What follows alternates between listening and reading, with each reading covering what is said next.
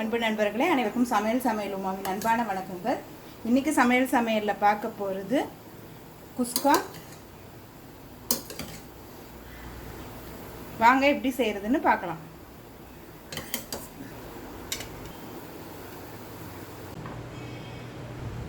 ரெண்டு பட்டை, 2 கிராம்பு,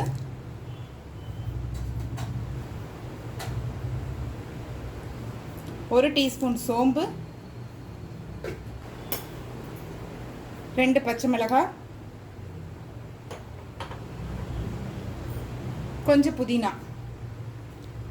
இப்போ இது எல்லாத்தையும் மிக்சியில் நைஸாக அரைச்சிக்கலாங்க. 3 பிரியாணி இலை, 2 பட்டை,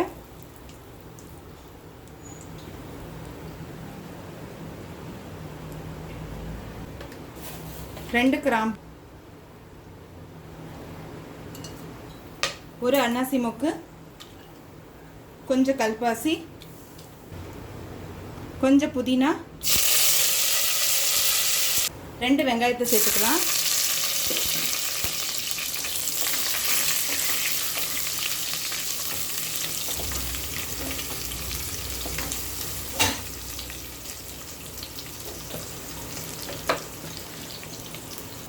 ஒரு டீஸ்பூன் இஞ்சி பூண்டு விழுது,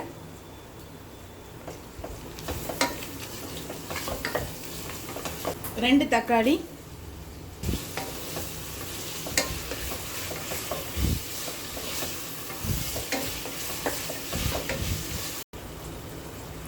1 டேபிள் ஸ்பூன் தயிர்.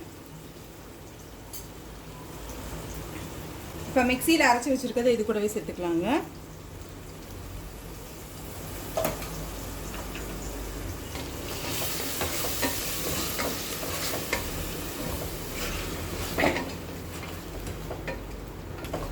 ஒரு டீஸ்பூன் மிளகாய் தூள்,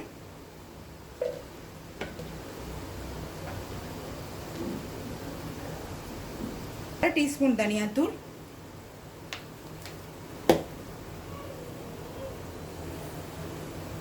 1 டீஸ்பூன் கரம் மசாலா.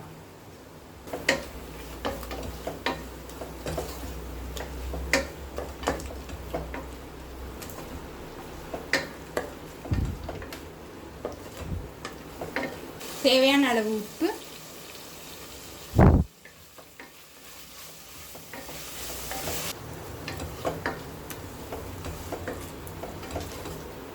இப்போ எல்லாத்தையும் சேர்த்துட்டு நல்லா வதக்கியாச்சு. இப்போ 3 கப் தண்ணி சேர்த்துக்கலாங்க. 2 கப் அரிசி எடுத்திருக்கேன், அதனால் 3 கப் அளவு தண்ணி சேர்க்குறேன்.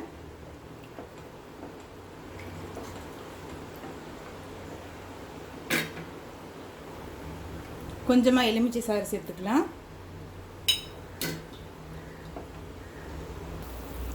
இப்போ இதில் 2 கப் அரிசி சேர்த்துக்கலாங்க.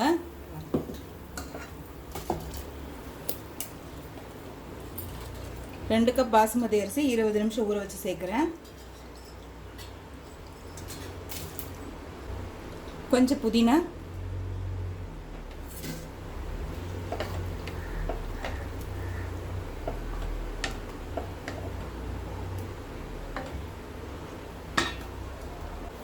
இப்போ மூடி போட்டு குக்கர்லேருந்து 2 விசில் வந்தோன்னே இறக்கி வச்சிடலாம்.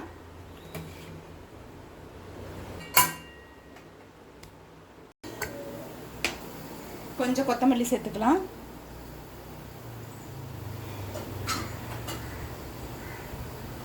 கொஞ்சம் நெய்,